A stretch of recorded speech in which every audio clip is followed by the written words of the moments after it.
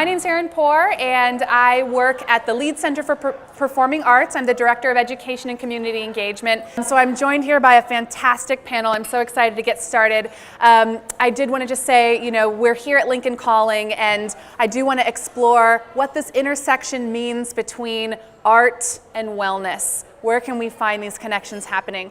So today we're going to talk about wellness. We are going to be in conversation here amongst the panelists for about 40 minutes. And then we're going to open up to conversation with all of you here in the audience. So please be thinking about questions, take your notes, and please feel free to engage with our wonderful panelists here. I'm going to go ahead and let our stars introduce themselves. So why don't we start with you, Melissa, and then tell us who you are. If you have an organization that you represent, mention that, what you do, and then what are all the other communities that you actively represent as it pertains to wellness? Sure. So my name's Melissa Walker. I'm the Health and Wellness Director out at the Fallbrook YMCA. I'm one of 5 Health and Wellness Directors here in Lincoln. Each branch has their own. I've been with the YMCA for about 4 years here and 11 years in totality, but with the fitness world for about 15 years. What was your second question?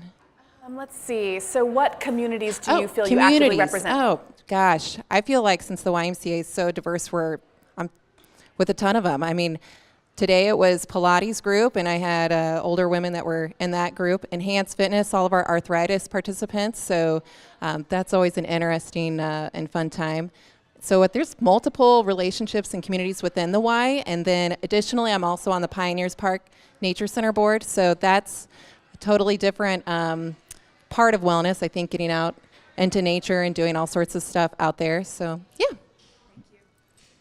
Thank you, Melissa. Hi, you guys. My name's Mary Claire Sweet, but everybody calls me MC. I live in Omaha, Nebraska, but we have studios called Lotus House of Yoga. We have a couple in Omaha and a couple here in Lincoln. I have been practicing yoga since I was 12 years old, which is quite a long time now. It's been a huge part of my life and a part of my transformation. I represent the yoga community, the cycling community, Pilates, bar, dance, but one of my biggest passions is getting yoga into schools. Schools in every school district in Omaha, going in and working one-on-one in classrooms and with teachers so that they can then someday implement yoga and mindfulness techniques right in their classroom without having to bring outsiders in. Thank you. Hi, I'm Brianne Key, owner and sole proprietor of Sacred Transitions Massage and Healing Therapies. I am California born and raised, but I've been living in Lincoln for the last 3.5 years and in Nebraska as a whole for the last 5. My background is really healing from numerous traumas, and on that path I discovered massage, light work, how to hold space for myself, and through practicing that, how to hold space outward for everybody else. Because in the political climate today, with a lot of talk about generational trauma, the things that we inherit, the things that we're conditioned, we're like, what do we do? How do I unwind these things that I know how to do but don't really want to keep committing to? I want a better life for myself. I want a high vibrational life for myself. And through asking those questions for me and the people around me and rebuilding my life, I have found out how to help others walk in a similar path, and it looks different for everyone. So that's kind of what I bring to the table. I represent many communities, body positivity, sex positivity, women of color, women in general, the queer community. I'm pansexual myself, and that's been a huge part of my journey, finding that acceptance within me and that acceptance within outward, and finding the communities that support all the things that I'm discovering and communicating that outward. Thank you, Brianne. So I have one. Oh, is it working though? Can you hear me? Yes. Yay! I hate introducing myself, so I'm so glad it works. I'm Erin Brown. I am a writer and an activist from Lawrence, Kansas. My Nebraska connection is that I went to Nebraska Wesleyan University here with these ladies in the front. Most of my work has focused on body politics, social justice, and all of the different things that intersect with body politics. So having a conversation about body positivity is one thing, but talking about body positivity in the context of trauma, in the context of oppression, in the context of multiple identities and the attacks on them is a very different conversation than like your thighs. And so that's what I've been pretty immersed in for the last decade or so. I've also been an activist for about 20 years, so the community that I feel most connected to is kind of old head activists, the like tired people who are ready to community. So that's who I am. I'm also the co-founder of Feline Mag with Jen, which is a magazine for feral cats, and I'm sure that will come up more later. Thank you, Erin.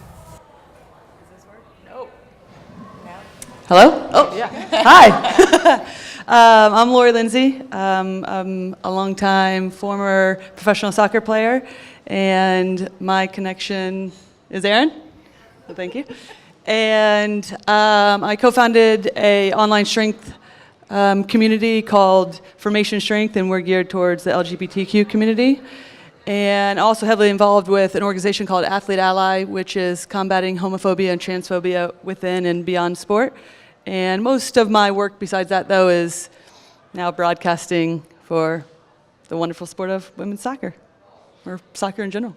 Thank you. Welcome. I'm Jenni Bruning-Brown. I live in Lincoln, Nebraska, and I currently own Fly Fitness Revolution, which is just down the street. We are opening our second studio in about 2 months, and probably a couple more here in the next 6 months. I am, by training, a sports psychologist or a motivational psychologist, so I work with high school, collegiate, professional athletes, and have been doing that. I got my training out in the Bay Area, so out in Northern California, and so I kind of have spent about 15 years of my life out there, moved back here about 10 years ago, and stopped doing that to open a fitness studio. And I would say that my community is pretty much everyone, and the reason I opened Fly was because of not only my love for fitness and wellness, but to bring in everyone as a community, to make everybody, if you look at our philosophy and what is kind of up everywhere, if you look around at Fly, to make everybody feel like a somebody, that's one of the parts of our philosophy. But I had been in so many gyms and so many places where you work out that everybody, it was like, try to fit in your bikini, or get 30 days, 30 days to get skinnier, or places where you'd go in and feel ignored, and places where everybody just felt like crap about themselves. And so the whole point of Fly was just to make everybody feel awesome when they came in and make everybody not feel ignored. So I feel like the community is meant to be for everyone, no matter who they are, what they look like, how, the minute they step in, they should feel awesome. So that is my community. Great, thank you. Hi, I'm Jen Sinkler. I live in Philadelphia. A longtime rugby player who was also a fitness magazine for about a decade. That led me into the rest of the fitness business. I own an online strength training business. We sell and teach mostly women, but whoever shows up to the conversation, how to lift weights and how fun it is and how much you can get connected with your body that way. And then, yes, I'm back home to magazines with Erin with Feline, which really is a magazine for feral cats. I definitely want to spend some time talking about that. Definitely, we need to do that.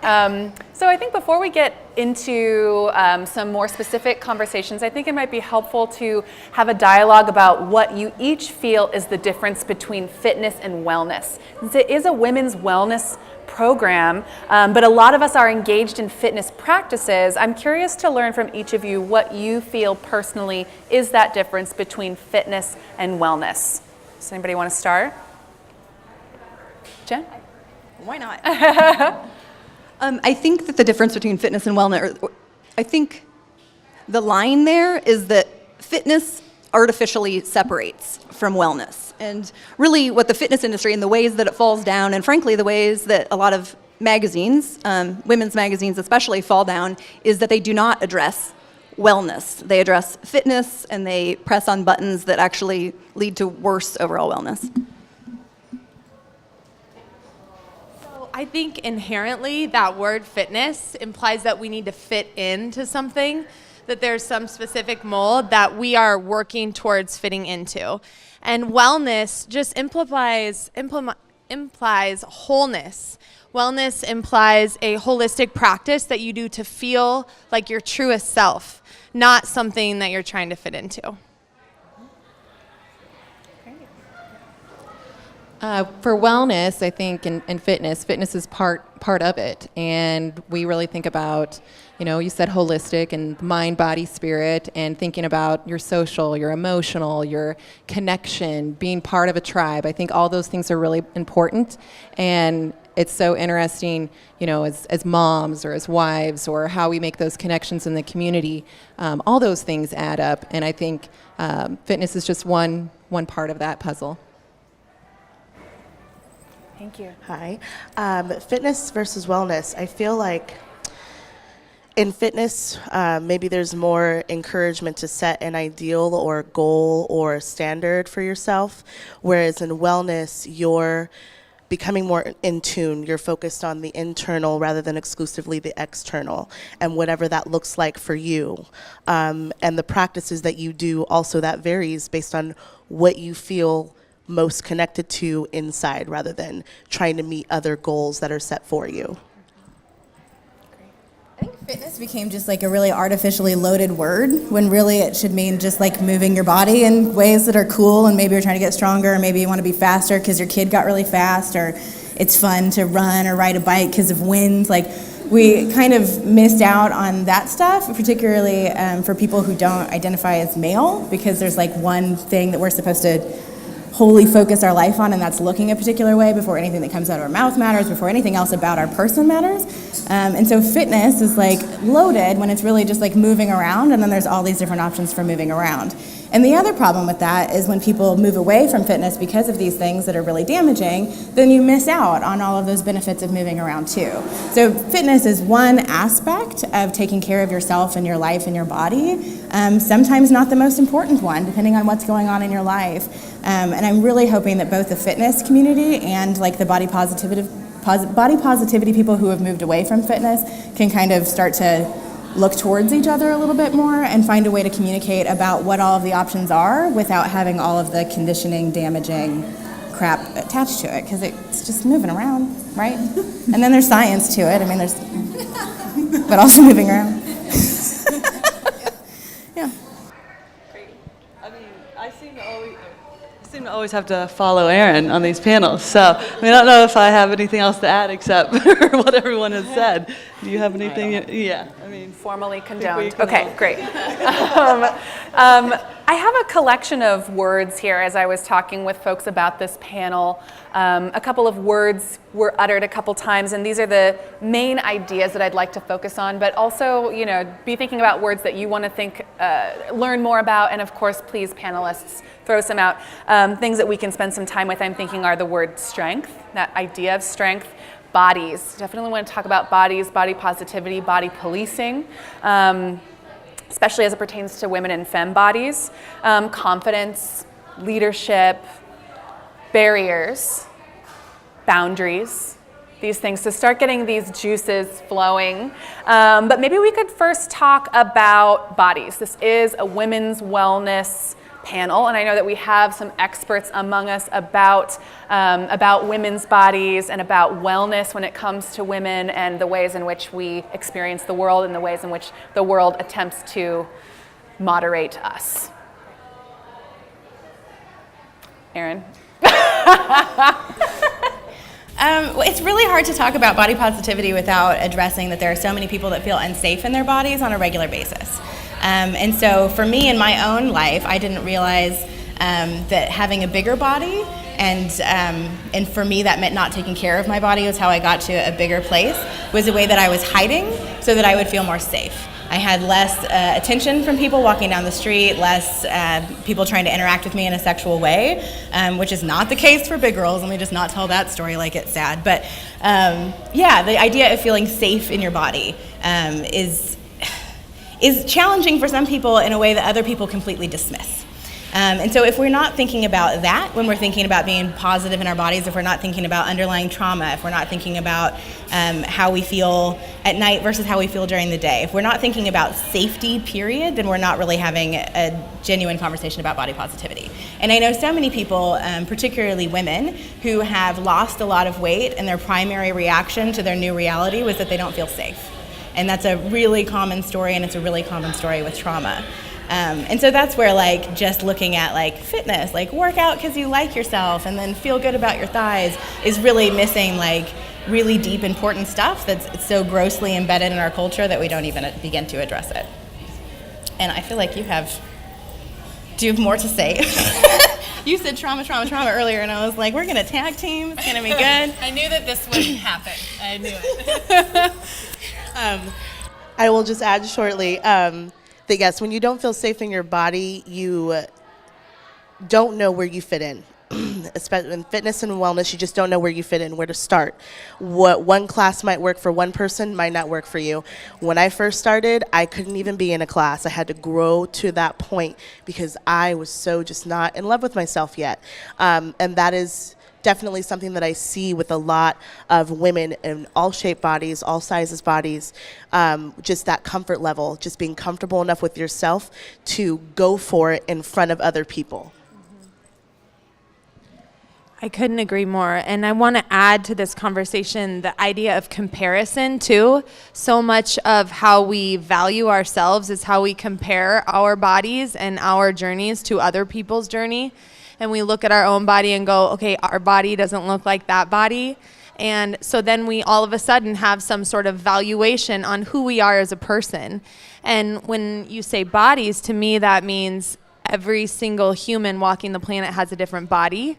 A lot of our fitness modalities of the last 50, 75, 100 years are and were designed for one body, and it takes women who are sitting up here to modify and shift and change a lot of those fitness modalities so they are more inclusive of everyone's body.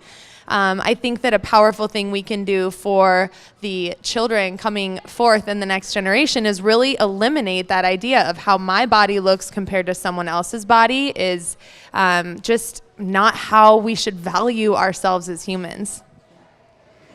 One of the things that I think is really hard for people that I've noticed is that any kind of commentary at all on appearance can be harmful. So even noticing to someone that, hey, you've lost a lot of weight, or just any kind of appearance commentary can be really toxic.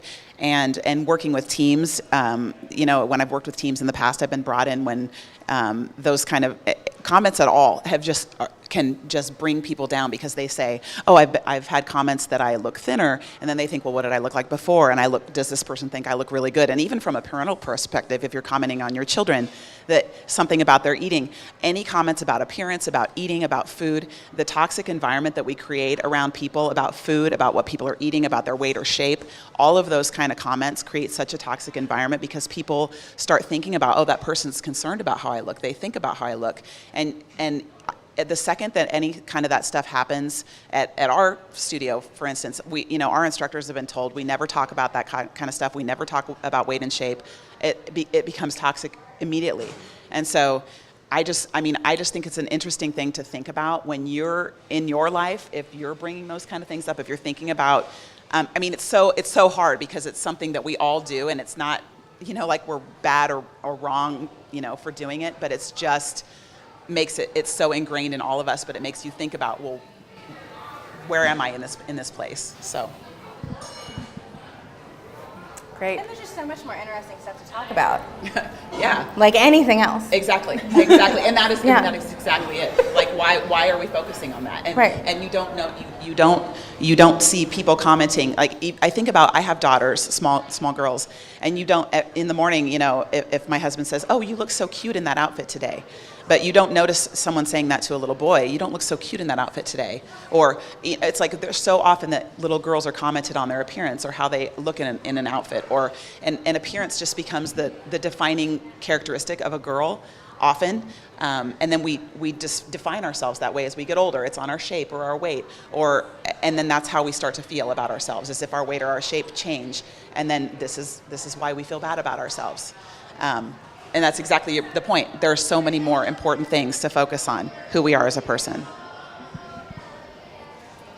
That's great. Thanks, everyone. So I wanted to I think that you're opening up this topic of almost like the policing of women's bodies. or of bodies in general. And I know that fitness is, or wellness and health is one of those sectors where bodies are put out there, and sometimes there are negative reactions to those bodies. So I'm wondering if there are experiences that you personally have had or have witnessed in which people have been policed in a way, because I'm wondering if some people might not really know what that looks like. So perhaps we could just spend a moment. I definitely want to talk about the positive things, but as we're all learning here, maybe we should spend a little bit of time understanding what does body policing look like and how can that be harmful? I'll start. Something as small as telling women to smile. We all know this one. It's standard. I don't feel like smiling. Leave it alone. If I looked at you and smiled, it was intentional. And if I didn't, I was probably just thinking about something else other than you. So something as simple as that, but there can also be something as big as I used to get fetishized a lot romantically. And I thought that that was the highest level of love that I should expect and would expect, which is absolute BS, as we all know. And it took me quite a few years to figure that out and fighting it out with myself. And in that process was constantly comparing myself to what I thought these people wanted. And now I grow to that point of it doesn't matter what anyone else wants. They're not here.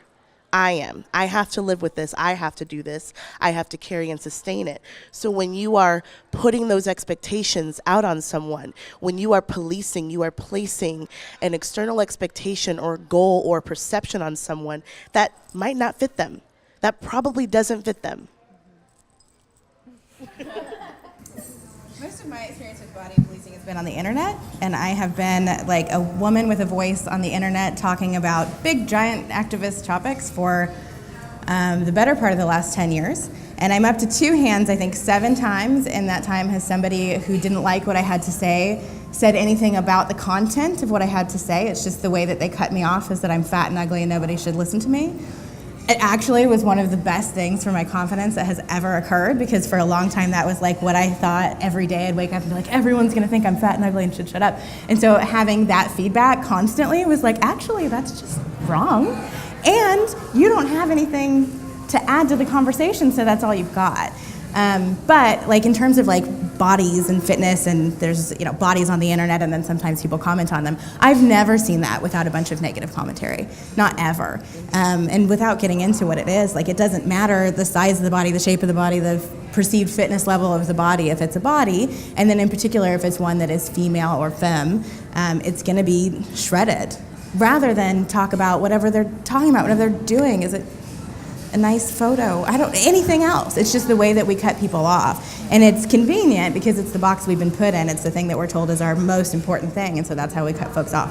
The gift is, if you don't care anymore, then you just keep talking. But yeah, there's no way to get having a body right on the internet. I was going to talk a little bit more about, in terms of body policing, more about implicit weight bias and just the assumptions that people make and what you guys have been talking about and sharing. And I think that's something where, when you talk about being empathetic or putting yourself in someone else's shoes with implicit weight bias, when somebody comes in maybe to a class or a fitness class, or maybe they're, walking on the street, you just automatically assume that they're out of shape or they're not fit, when in fact they could, school the people that are, skinny or thin that are actually in the class. And I think it's something where it obviously applies to lots of other topics beyond just, fitness or wellness, but just thinking about, how do we make sure that we're aware of that implicit bias, and how do we govern ourselves and educate ourselves to be able to, overcome those. Thanks, Melissa. Great. Well, thank you, everyone. Maybe let's move on to another set of words. I'd love to talk, especially in this group, about leadership and mentorship. As we think about the future of women's wellness, I see a panel of leaders next to me, and I'm curious to learn about the ways in which you are working to mentor a new generation of mindful well people? So there's actually a Buddhist practice that requires that in order to move along your path, you spend a significant amount of time each week mentoring someone who is not your direct competition, but is in your, it could be your direct competition, but is in your field. It is in your same channel. So I learned this and realized I was kind of doing a little bit of it unintentionally. But what I started to do was once a week find a different yoga studio owner. We are a company of women. We are a women-run business. I would find other women-run businesses, specifically yoga and wellness organizations, and spend time talking to them, just calling them out of the blue. And you know, whether it was an hour or 10 minutes, it just made such a deeper connection. And I think that as women moving forward, we are not leaving anyone behind. You know, there maybe was in the past an effort to go, if I win, I'm the only one that can win. But my mission is that there's space for all of us. The pie is getting bigger and we can all come to the party. We can all join together, and that's how we actually make communities stronger.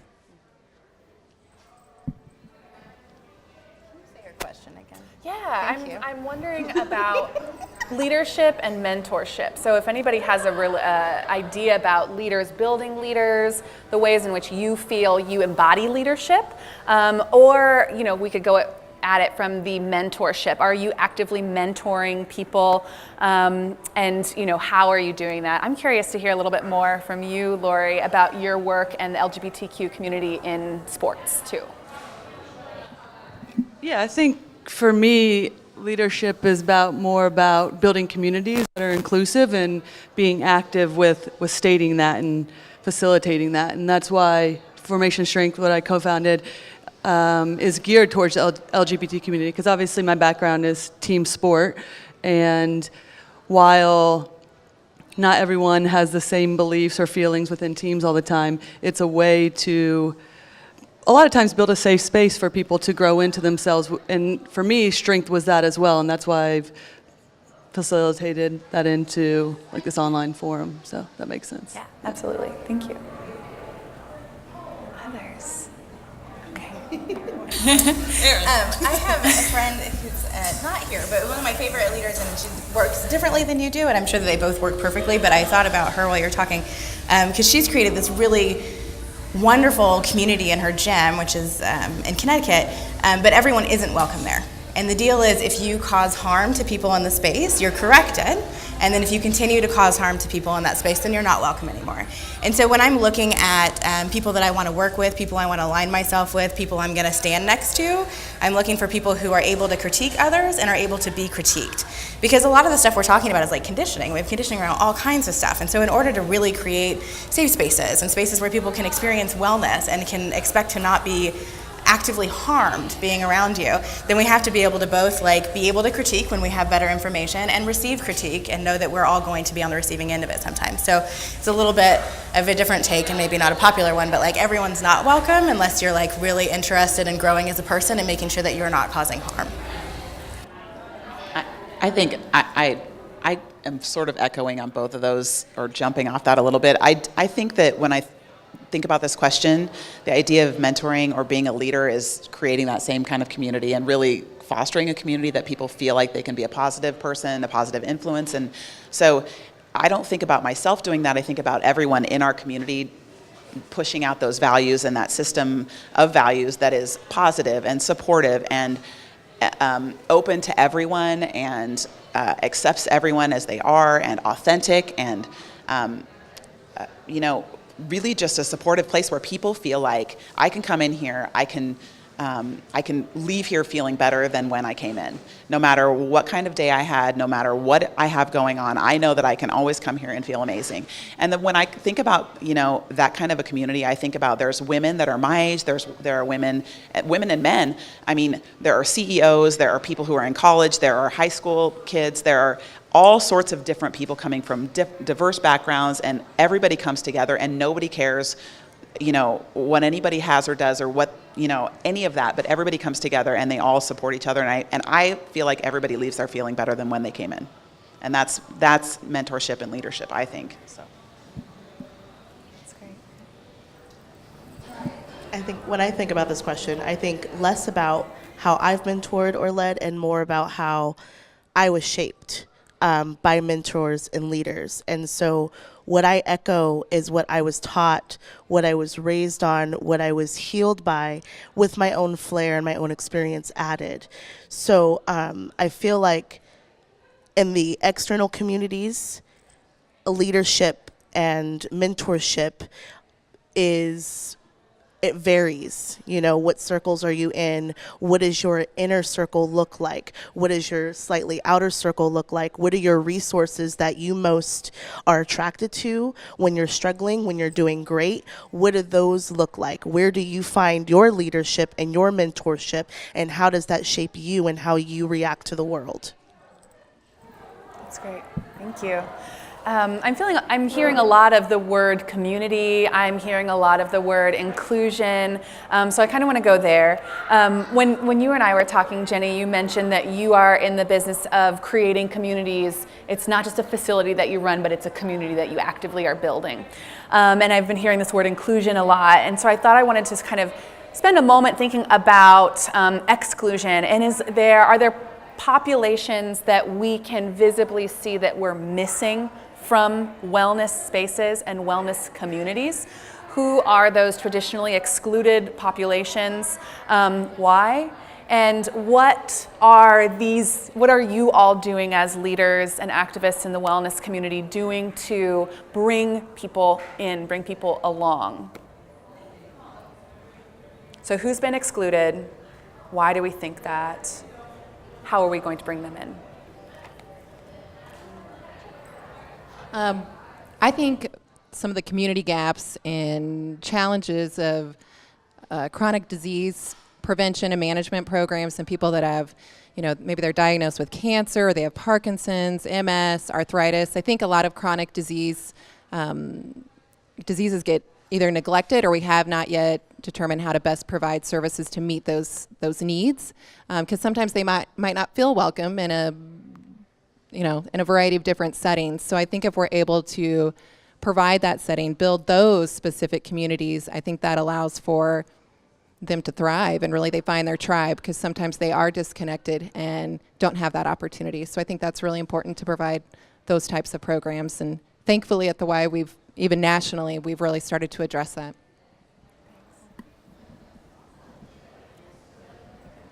No, you're just holding the mic. So I think it's really important to look at wellness as something that is actively chosen by people. And if you don't have the time or the money or the zip code to spend or to make that choice, then you are going to be excluded from this choice to spend time on wellness, And so I think education is huge. We spend a lot of time educating our faculty at Lotus about how to be inclusive. And that does not come from my mouth, but comes from the mouths of our community and different teachers on our staff.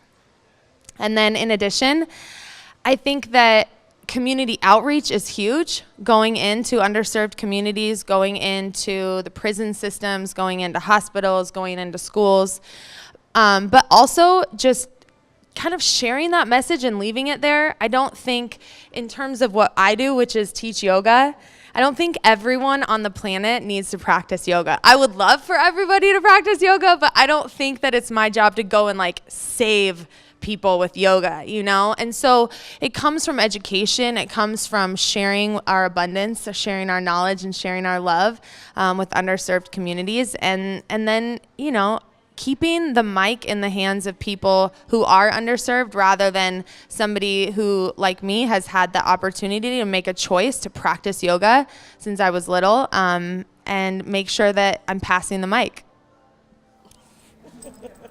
There's a physical mic pass for those of you tuning in on the radio. Yes, I love underserved communities like prisons, hospitals, shelters, homeless shelters. Sharing a bit of experience from California, just recently driving through downtown LA, the homeless situation, and I see the homeless situation here in the winters. You know, we do have a privilege. Every single one of us here right now, we do have a privilege and an opportunity to share the resources that we have, the influence that we have. I have so many people of influence around me and in my circles that I see putting in this work to try to share this knowledge of wellness to make it more accessible, because accessibility is not something that is still widely and universally available. And I think that all of our practices going towards that is about making it more accessible to anyone and everyone to rehabilitate, not for just like wellness, but also for her rehabilitation, for mental illness, for cognitive issues. It's heartbreaking, and it's totally fixable. It's remediable. We can put effort into doing that. Yes, great.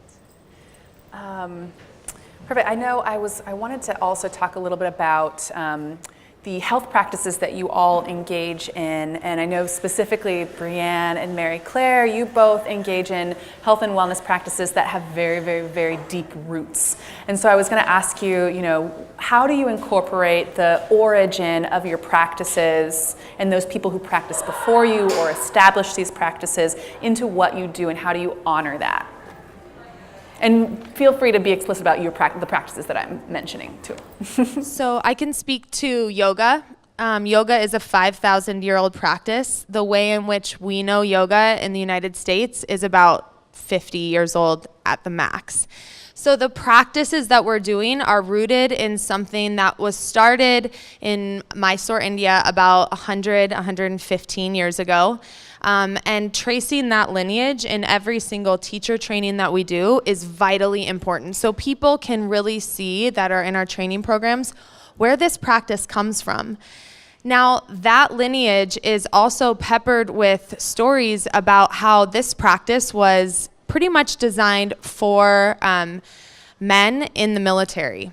Okay, so it was seen as a healing practice for them. The idea of a yogi sitting in a cave is something radically different from the postures that we're practicing, even in like a slower paced class.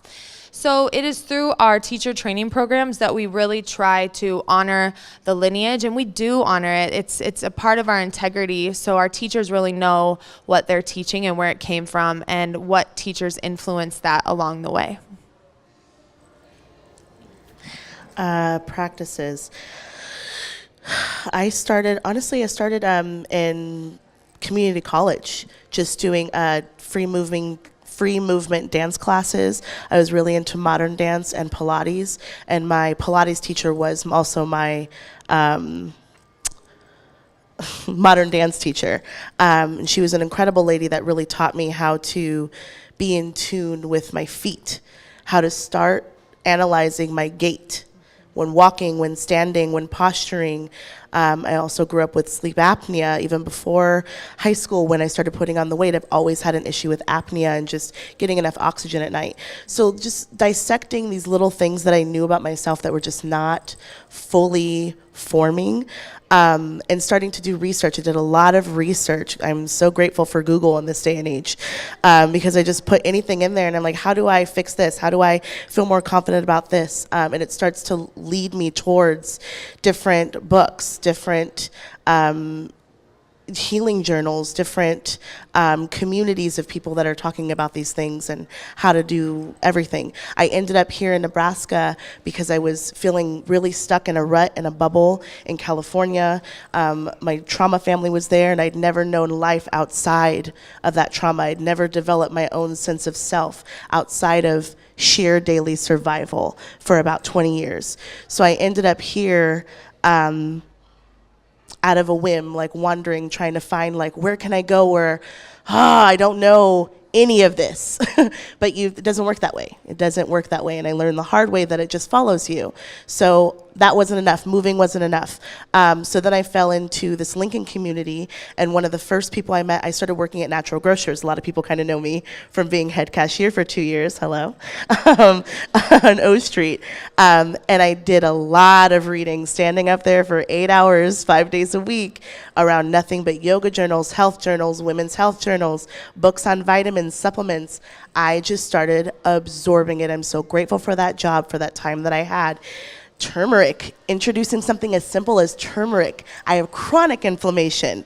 That has changed my life in a lot of ways. These little simple spices and herbs, and that just evolved into full-on meeting one of my best friends, KK Munson, and being a part of the Unitarian Universalist Church in Lincoln, and this community of people that do sound meditation, that do energy and light work. I got into emergence care, which is a form of light work in which the practitioner just goes into presence. We control nothing, we diagnose nothing. We stand there in this space of joy and pure focus and let go. And when we do that, and do you know how hard that is to do when all you know is trauma? In training, I would be on the table and all I could think about was how safe I wasn't. Isn't it totally safe space? But when you're going in and doing that work, you can't handle it. You cannot face the fact that you are worth love, that you are worth effort. And it's real. And so in those practices is where you find the strength to be able to show other people, you can survive this. I survived this, you can survive this. Finding those works, finding that light in yourself can form in many ways, many practices. Yoga, it can form in sports. Used to be on sports in high school and being on a team, a swim and water polo team. I didn't feel loved. I only got into it to get out of PE because I was getting bullied and thrown rocks at. And this swim team, I didn't even know how to swim. I was just like, I have to do something. So I got on this team and everybody was like, we don't care, come swim with us. And and I was just this little novice trying to do the best that I could, and I was in that for 3.5 years. And now I'm a full water baby and I love swimming. And it's one of those places where I find pure peace. And when I do my sessions with people, I've heard them come out and say, I felt like the ocean was at my feet. And I'm like, that's where I find inspiration, the freedom of being in nature. I discovered that a lot in my healing. Nature, running around beautiful pagan forests, with community that just embrace you wholly. I found that, and I want to show other people how to find that, and you show other people how to find that. It's totally accessible. So I would like to shift towards the word strength. And maybe that can be our last word before I open it to you all, see if there's anything else that you just want to get out there. And then we'll turn it out to the audience. So what does that word strength just conjure in your own minds and experiences?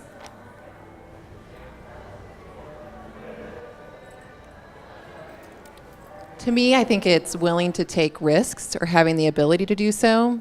For example, I'm going to take a motorcycle class this weekend, and I am scared to death about it and very nervous. But I think it is a big challenge for me. And granted, I just want to drive a Vespa. I have no desire to get on a Harley, but I still got to go through the course. You never know. You might. But I think it's a lot about taking risks. And every day, through our professions, or whether it's online or however we're contacted, I think you learn a lot about people and the barriers and the risks they've taken to get there. And so I think that for me, that's what strength is. So I had a Vespa and I wrecked it in my front yard, broke my hand. Okay, so yeah. Anyway, so don't do it. I sold it like a week later. Okay, and I failed the motorcycle exam. Yeah, so true story. So the word strength for me is all about conquering your fears, exactly like that. So I am always of the opinion that we have so many fears, and I tell people that I have fears every single day, and I walk into them every single day.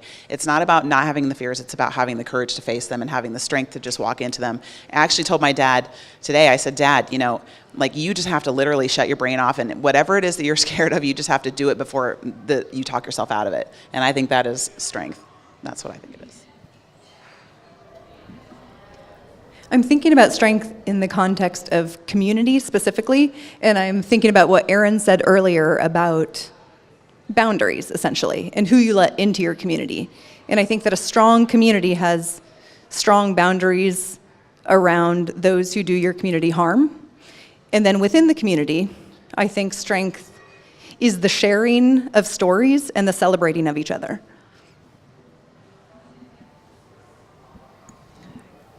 Yeah, I would use, piggybacking off of Jenni here, is the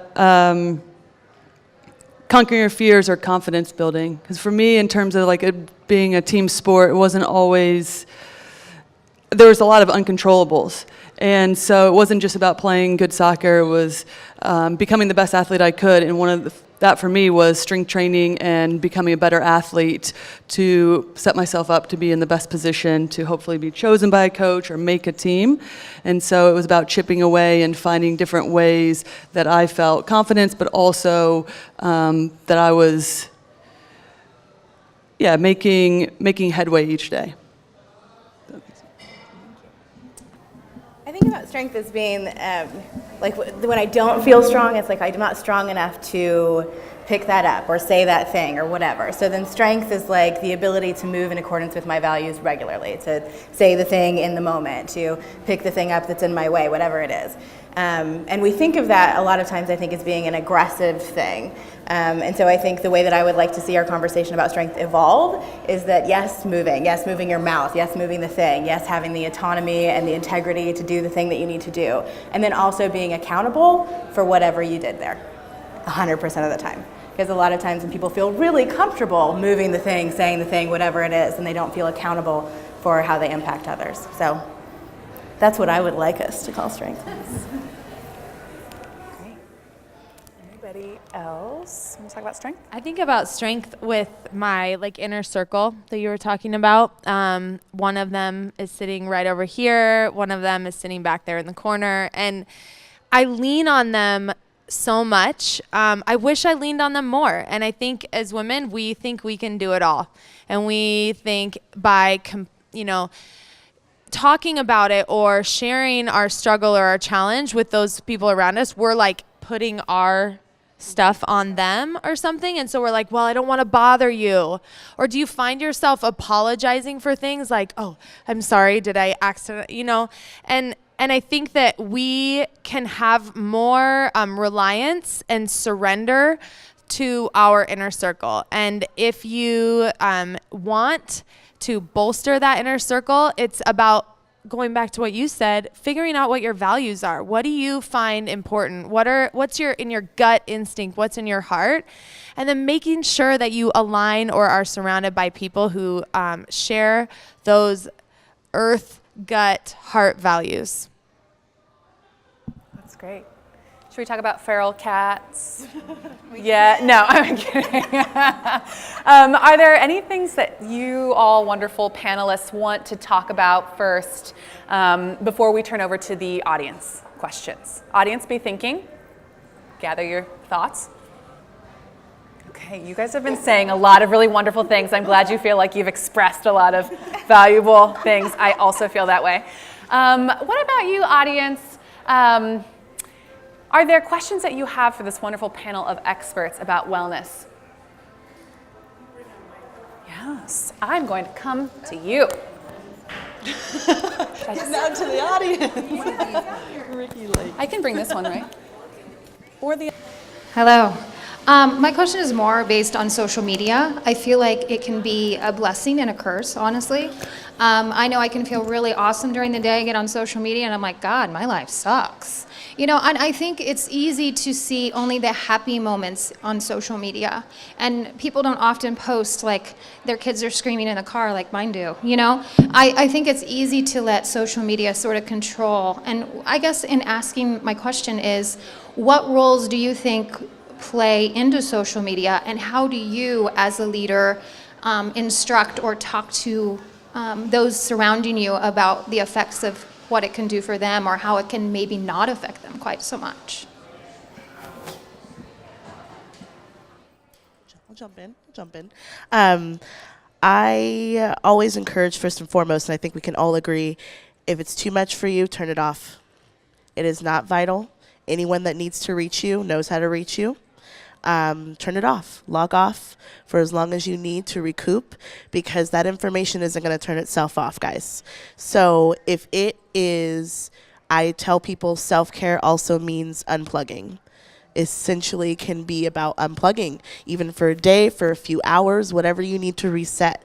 Prioritize that. And then when you feel like getting back on, you can be more intentional, you can be more focused, and not just feel overrun and in need to respond or super emotional and responding. You know, that's the worst, to just get into a fight with someone on your feed and everyone can see it and you're like, oh, sorry. I post about the things I'm afraid of. I've been going through a fertility journey for the past year, and it was so scary to me to even talk about it with the people that I love, you know, because I wanted to be like, oh, it's okay. I'm taking all these herbs and I'm doing these exact practices and I've got it figured out, you know? And so to share that on social media was so scary. And as soon as I did, because I thought, of course, I was failing because I couldn't get pregnant and all these things I was checking off the list weren't working. And so because that felt like a failure to me, I didn't want to share it. But as soon as I did, I just added a little bit of courage and bravery, like you said. And as soon as I did, it was like the floodgates had opened and so many women and men came forward and said, thank you so much for talking about this. So I think that overall, not just on social media, but when we step into that cave of fear and just go ahead and share anyway, it really gives everyone else permission to feel their feelings and talk about things that are sensitive as well. Okay, so like you said, and like what MC just said, there are so many upsides, right, to the connection and the community and yay, social media. And every one of those sites is vying to steal as much of your time as possible, as much of our time as possible. That is the entire formula. It's like, you know, it's like the junk food formula, right? Like this plus this is like gonna really hook them. So keeping that in the back of your mind all the time, like that's the goal. Unplug. It can be difficult to know when, though, right? And so the type of strength training that I do most often is called intuitive training, and it involves checking in with yourself really, really often about how something is making you feel and learning more and more quickly to change directions. And so it's like, at the end of the day, yeah, you're like, I have a social media hangover. God, I know that feeling. It's about getting to it earlier, though, so that you don't end up in distress, so that the stress you're feeling can remain in the eustress or easily resolved stress neighborhood. And it's just about damage prevention. Feel bad? And sometimes that's because someone I really enjoy is having a lot of vacations. And I'm so happy for them.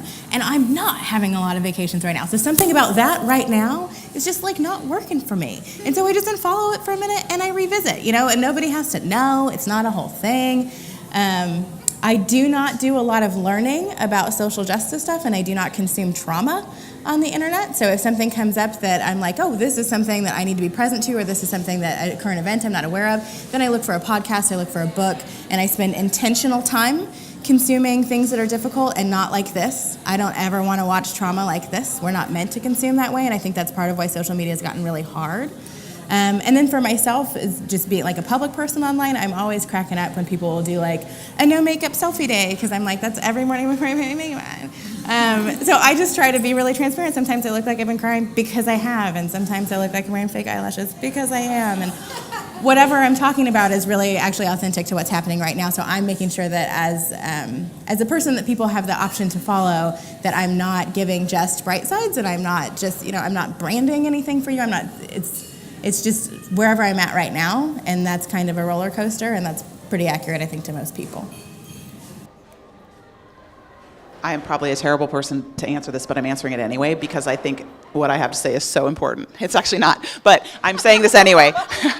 Because I am a psychologist by training, and I actually think I shut off my phone the entire weekend. I know, you're like, that's insane, but I do. After I leave the studio on Saturdays, I shut it off, and I don't turn it on for the rest of the weekend. And I love it. It makes me really happy. And kind of piggybacking on what you're saying, it's very intentional. I've learned that it makes me happy, and I've learned that it makes me unhappy when it's on. And I've also learned that I'm very intentional about the time that I'm on social media. And the reason I say I'm probably not a good person to answer this is because I have like 3 followers, and I don't care. And that also makes me happy. I don't care. I have people at Fly do our social media, so that's fine. My social media, I really don't care. I put stuff on when I want to. I don't I don't look through stuff, and whenever I do, within 3 minutes, I'm unhappy, and I've learned that. And so I guess piggybacking on what you're saying, I think you make it very intentional. You decide what makes you happy, what makes you unhappy, and you check your gut. You do a gut check, you say, how am I feeling? And then if you don't feel good after 5 minutes, you decide, I'm not doing that anymore. So you basically make a schedule for yourself for social media. As a psychologist, that's my recommendation. I think this is important when it comes up with social media, of what Jen said about people are trying to keep your attention. But it plugs into a bit of a larger theme of all of you and some of us make money from the wellness industry. Maybe it's nonprofit, maybe it's owning a business, maybe it's independent contractor, whatever. How do you navigate needing to make money in order to eat food, pay your bills, have a house, with the fact that so much of capitalism is designed to make us unwell? Be intentional about how you spend your money, and be intentional about whatever service you're providing or company you're working with or whatever is making a positive impact in the world. I don't know how to single-handedly abolish capitalism. One of my good friends from Lincoln used to say that he really wanted like a high-five system for all services, and I thought that was great. That's not occurred yet, though. So in the meantime, one, I think that particularly in wellness and in trades that women dominate, this conversation comes up more because anything that we do, especially if it makes other people feel good, is supposed to be free. And my emotional energy isn't free, nothing, like, right? So like, I'm okay with earning money. I just want to make sure that I'm doing that in the way that, like, in wellness, I'm not preying on people's insecurities. I'm not overcharging for things. I always try and make sure that things I do are accessible, such that I set a price point that I think is fair. And then always underneath that, if you can't do that, contact me and we'll work something out.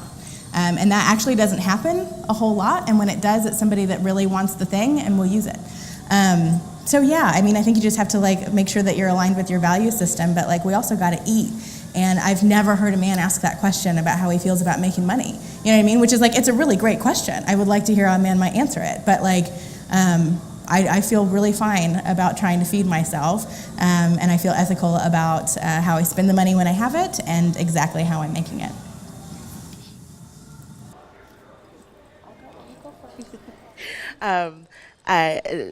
Adding to that, I feel like also when we charge, I have the biggest problem charging what I'm worth.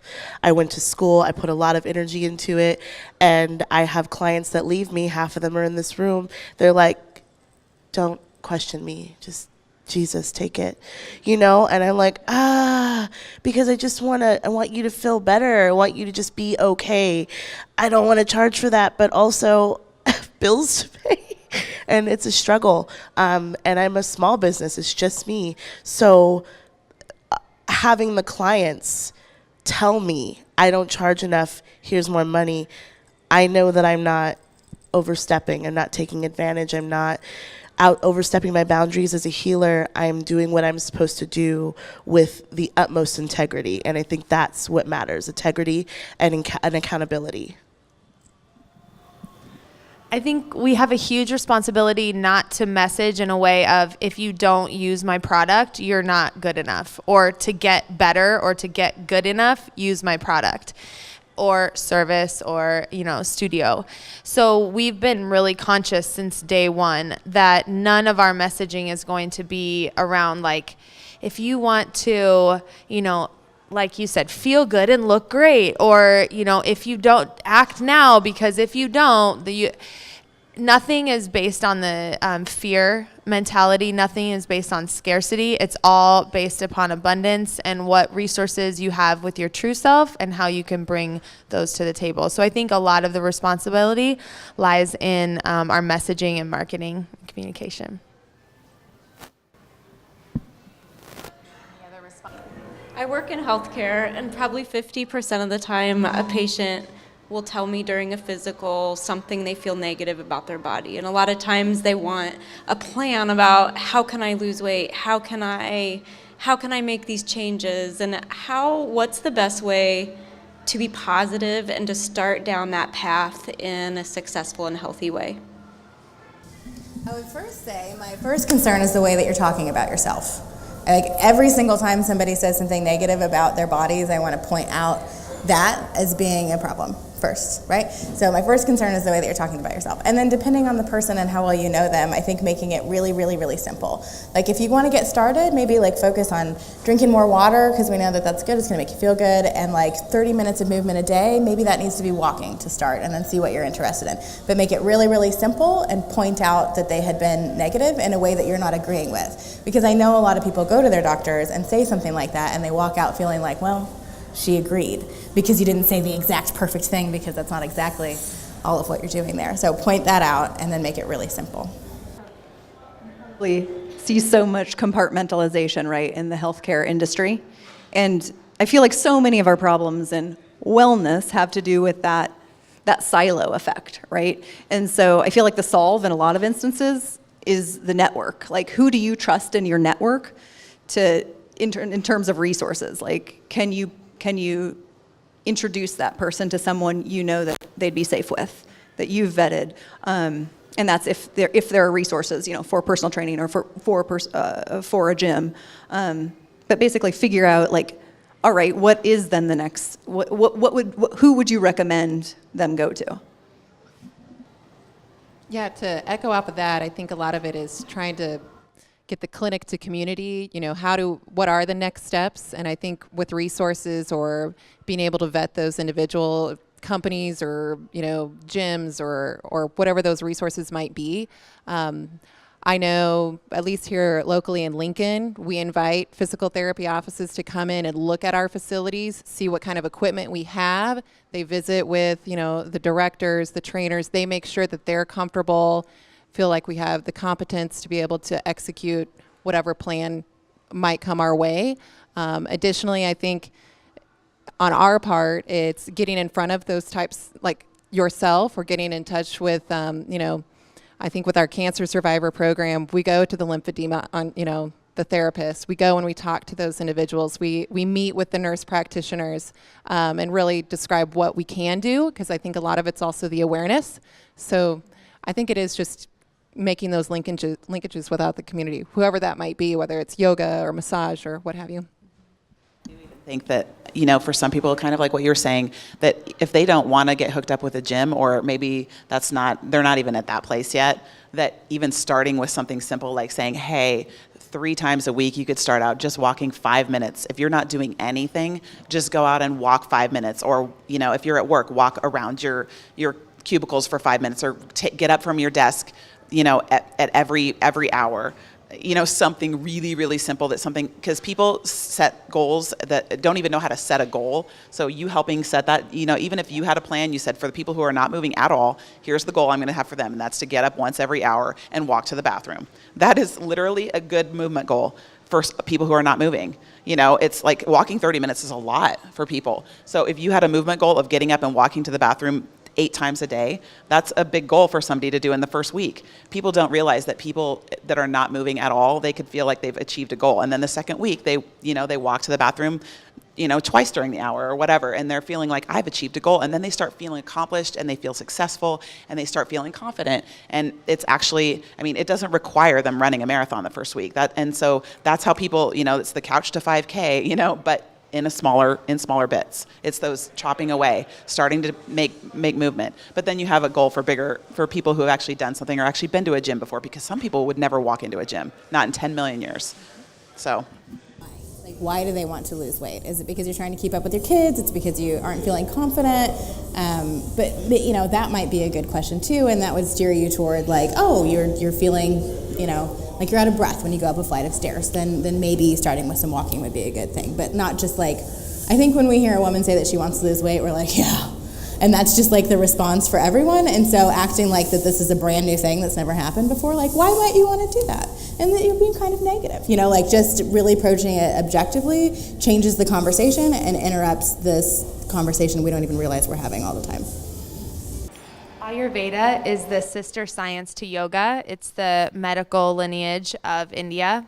And in Ayurveda, every imbalance is because of a disconnect with nature.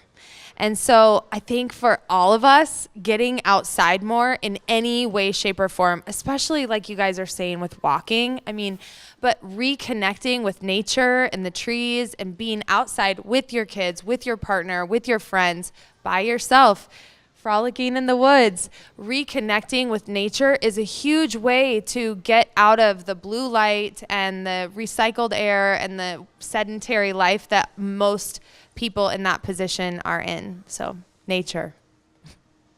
There was like a little bit of a discussion of boundaries, which are super important, of course. And I really love the comment about finding strength in how a community forms its boundaries. But it also gets me thinking, how do we distinguish between healthy boundaries and, say, unhealthy boundaries, which maybe on a macro level looks like xenophobia? I just did a workshop tour about setting boundaries. So there's like 3 basic kinds of boundaries. There's soft boundaries, rigid boundaries, and flexible boundaries, which is the goal. Soft boundaries being someone who's like, yeah, you can just be in my space, you can just say whatever you want to me, and I'm just like, a delicate flower and probably have a lot of anxiety behind closed doors. Rigid boundaries is like, these are the rules and you can't get away from the rules, or like this, and it's just as unhealthy. Sometimes oscillating between the two is pretty common for people as they're trying to find that middle ground. Flexible boundaries acknowledge the situation in front of you. And so if you have flexible boundaries, which is the goal, then if somebody says something that is offensive and they're your friend, you're probably going to address that differently than a stranger at a bar, than a teacher in front of a classroom or whatever, but you're always addressing it, right? I have different physical boundaries with you than I do with this woman here than I do with my friends that I came with, right? So that's healthy. I think it's a matter of making sure that you're in your integrity all the time is the tricky part. And then because a lot of people, because of the current social justice landscape, are showing up to their integrity for the first time, we're seeing a lot of the boundaries really oscillating because they're learning how to do that for the first time. But when you get healthier about it and more confident in what you're saying and where your values are, you see less rigidity and softness and more just like, here's the deal, in or out, right? Did that answer your question? Yeah. Great. Anybody else? Boundaries? I feel like, Brianne, you mentioned a little bit about boundaries. Sorry. Okay. Boundaries. That's something I personally had to learn a lot about, like converting from trauma to wholeness, is where, how, and what to say to put up those boundaries. And it really is interpersonal. But like, that's beautiful, like soft boundaries, rigid boundaries, and flexible boundaries. I went from a place of being super soft and letting everybody just tell me whatever and just absorbing whatever as an empath, which is extremely dangerous. It's so volatile. And then growing to a place of hard boundaries where it was like, now, when like for the first time you're learning how to say no when you're being hurt. Then you're just like a little erratic about it and not forgiving. Don't know how to forgive in that. So you do work to that flexible space where you can say, okay, I feel you on that. I see where you're going. I understand that. Not for me, but that's okay. Like, there's space for everything, even if I need to put a boundary up. You know, you can communicate around the boundary. You can still function around the boundary. And it might not even be a stark boundary. It might just be something that you know that you don't even feel you really need to communicate. But the integrity behind it, the accountability, and your values, and getting to know yourself and where and why you feel you need to have boundaries. And in our professions, having boundaries with clients, having boundaries with family. I have a lot of mental health professionals. They're like, I have to turn my phone off on the weekends because I got kids. Unless it's an emergency, cannot just be available all the time. And in the wellness and fitness professions, people expect you to just be available all the time. And sometimes the boundaries have to go up in that way as well. My question's for Lori. Or anybody really. I'm guessing when you came out, you probably had a really strong support group, specifically thinking of two very high-profile people on your team, like Abby and Megan. I don't know what the rest of your team was like or your family or anything, but my question would be for like, what advice would you have for young people who might not have a strong support group, and how do you go about getting something like that? Especially in like this day and age with bullying and social media, that kind of stuff. So just curious on your thoughts or anybody's thoughts on that. Yeah, for me, I was extremely lucky because my mom is a lesbian. And so I saw that firsthand growing up in Indiana in the early 80s when that was totally unacceptable. So I did have a support system, so I'm extremely fortunate for that. And that's why I'm heavily involved with Athlete Ally. Because it does provide these support systems within schools where I think we can be educated the most, because we see the little boy from the baseball team, right? He's highly influential in the schools and comes in, and whatever he says, right, in school is what is going to be the popular thing to say. So if we can educate early on in the schools, that's when I believe we're going to have the most influence going forward. And so with young kids coming out, I think that's why I came out. That's why I felt the responsibility to come out, so that there were role models. I know Megan felt the same way, and eventually Abby as well, that you mentioned. But any sort of support, telling just one friend, right, and that you can confide in and that you feel comfortable with, and just getting, again, that confidence, or just the feeling, the safeness of being able to tell someone and actually saying that out loud. And then building off of that would be really my main words of advice for that. Does anybody else even know it could just be an ally and not have come out? But yeah, one person and then build, and then that's the scariest part. I mean, even though I knew for a long time and it was just getting over that hump, telling one friend in college. And then everyone's like, oh yeah, I get it. That makes sense. Duh. We knew. Any other questions from the audience? In particular, there's several panelists who look like me, who share my body type, who share my presentation to the world. We talked about creating a welcoming space. How can folks who arbitrarily somehow fit that ideal society has said, look this way, you might work at it or you might be gifted with it just from genetics.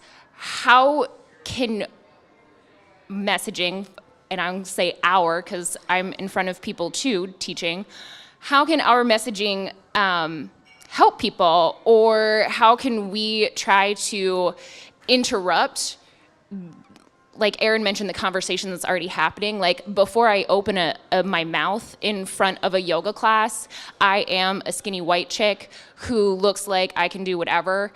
but that's not the type of class I want to teach. So how can we subvert that when we're presenting as the mainstream? I think something that I really coach or talk about with all the staff that I supervise is being vulnerable, and I think sharing that with your participants or with your communities or what have you. But I think it's also just being authentic and having fun and, you know, breaking down those barriers or those perceptions or what have you. But it's always so heartwarming to go into a class and see a variety of different body shapes and body sizes and ages, and everybody's having a good time and everybody's being successful in their own minds. And I think that's the goal for us, is just to make sure that we're there to support them along the way, whatever that success might look like. And I think that's refreshing. So yeah, I think it's just being authentic and sharing your own vulnerabilities and talking about it. I think whenever you can share stories, they're going to share stories right back with you, and that just makes stronger community and stronger relationships. So when you said that, I was like, I don't know who she's talking about. I don't know if you were talking about me. I don't know. I actually really didn't know who you were talking about. And so I think if you were referring to me, you probably weren't. I think when I get up there, I don't think of myself in sort of any body type.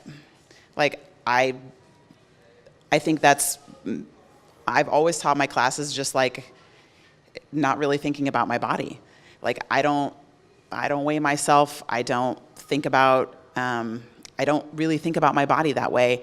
And I think that has helped me. I've been given the feedback, like when I used to teach, I had a fitness company in California, and people said that I have a sense of like a humility about me. I sort of make jokes about myself, and not about my body or anything, but just about what I'm doing. And I just don't think about my body, and I don't think about myself in that way, and I don't look at my body. And it goes back to the comment I made earlier, which is not commenting on the bodies and making it that kind of environment. And I think literally I was like kind of looking around, I'm thinking, oh, well, what are the body types? I'm not really looking at people as their body types. And I was like, well, what's your body type? Because I just didn't think about your body type, and it was that question in my mind. And I think that might be a place to go to, is like just being a human and approaching everyone that comes into your class as a human, and not looking at their body types, and really saying, who is this person coming in? What are they looking for? What do they need? What are they looking for from me when I'm teaching? And that's what I do when I go into class, because that's the question that I ask. I'm never thinking about, and I get that everyone's gonna think that, but if you go from that perspective, maybe it'll help. But at the same, like, I'm having a really different experience in my body because people are constantly pointing out my body type to me, talking about my body, the shape of my body, and I've been significantly leaner than I am now and much bigger, but it's just like a constant conversation around my body because it's different in some way. I don't know about teaching a yoga class, but I get up and give speeches where I address racism, right? As me. And so that's like a really great question. How do you do this? How do you acknowledge that your experience is limited and also valuable? And so the way that I do that, and I don't know how that works in the yoga studio necessarily, but I am constantly very clear about that I'm only able to speak eloquently about my own experience, and that's all that I speak to, and I also never ignore other experiences. And so when I'm saying, like, this is my experience, this is what I'm going to speak to, and there's like a big glaring, like, this would be very different if I wasn't a white person, then I say, obviously, I've not had this experience, maybe here's some statistics about that, right? But I nod to other people's experiences and only speak to my own, so I never try to represent anyone but myself. I also don't even try to represent like blonde women from Lawrence, Kansas, I'm just myself. I talk to my own experience, and then I always nod to how that might be different. Without pretending that I can speak for anyone other than myself. Sarah's your name? What a great question. I love it. And I think first and foremost, being aware of your privileges, and the way you ask the question, it's like, the awareness is there, right? Because the way you used your language, like, it was clear that you're aware of your positionality. Fantastic. I think that's a great, that's where we all need to be. And I think it's important as part of that, like, when you're thinking about those things, to never take it personally if you aren't somebody's teacher, because everybody's looking for their own teachers, right? We're going to show up for different people in different ways, and vice versa. And then I had another point. What was it? I don't remember that one. Yeah. I'll come back to it. Yes, good. Maybe if I start talking, it Yeah, will go. come Try back that. right away. I'll repeat kind of something I said earlier, pass the mic. Like, have conversations, ask people that don't look like you. How can I make this class better? How are you feeling about this class?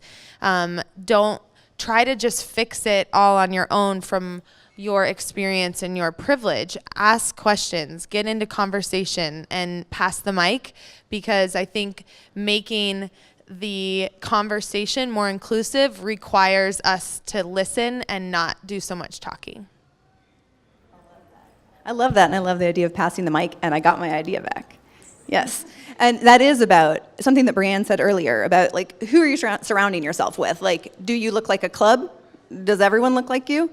I think over time, everything is a trust relationship. So it comes back down to that. I don't know if that was worth grabbing the mic again for, but that's what I was going to say. I will throw in on this now.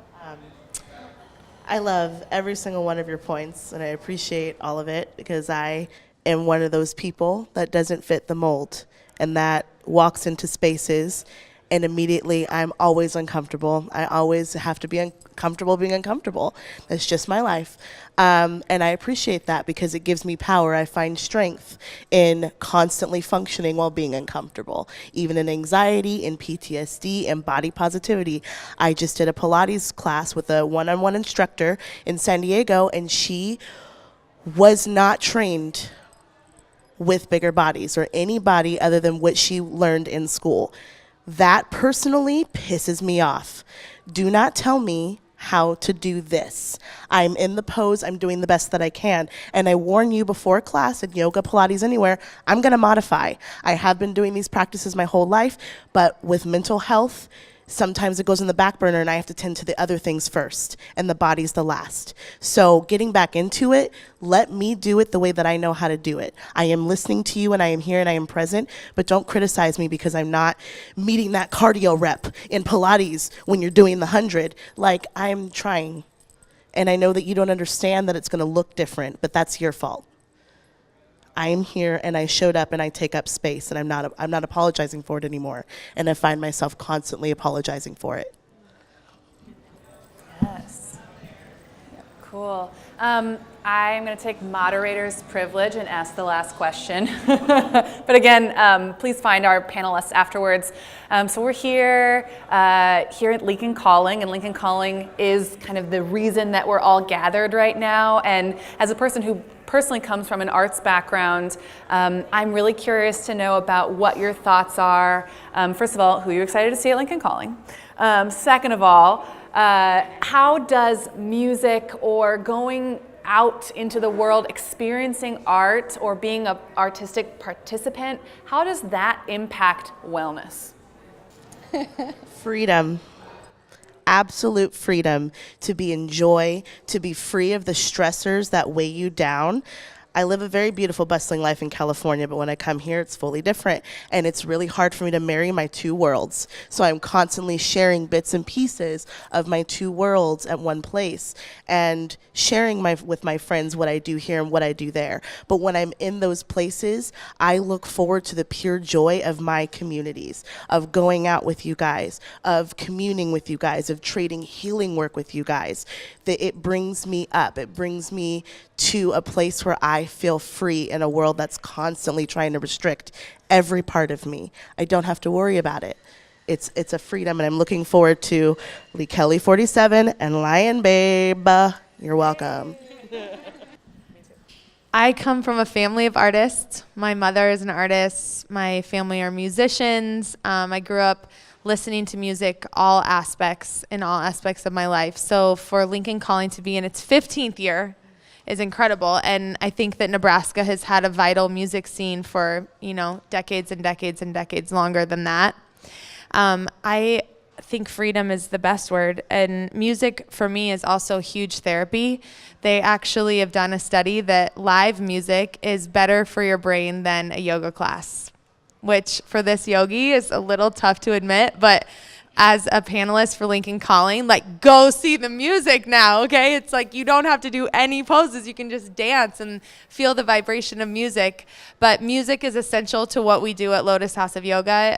All of our playlists, all the music that we have there, the live music that we have there is very intentional, and it's a huge part of what we do. And I follow her on Instagram. Her name's Mason Jix. Mason Jix. And I have a huge crush on her. She's amazing. Her voice is like liquid velvet. And so Saturday night, she plays at Duffy's with her band. So I'm really excited about that. And then Criteria also, it's like my junior high self is like soups excited about Criteria. Thank you for loving the locals here. That's great. Yeah. Who else? Yeah, let's make this a everybody answer. Okay. Final word. Final word. So music, art, wellness. I think it's a lot of just awareness of it. And I guess, you guys talked about freedom, but noticing it and appreciating it and what it can do for you, I think is really important. And I think it can take many forms. I'm always amazed when my kiddos bring home something that they've created and the thought that they have with it, whether it's funny or it's very heartfelt, and how much, I guess, love you feel for that. But I think you can get that appreciation from a lot of different avenues and different types of art. So it can be little stick figures or it can be hearts, but it's still art. So yeah. I'm starting to feel a little bit like my answers are one note, right? Because it's about not siloing the parts of yourself now. I feel like art is access to the rest of you. And we're so used to being like, I'm a writer, I'm a trainer, I'm a psychologist, I'm a, all down the list. And we embody that aspect of our personalities and forget about the rest. And I think art is an entryway to our whole selves. And Lion Babe has me like, I guess I'm going to a midnight show on Saturday night.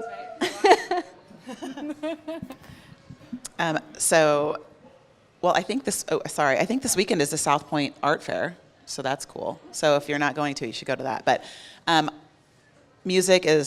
think music is just like lights you up, and so music is my thing. And I love, we are having a live DJ ride as part of this tomorrow night.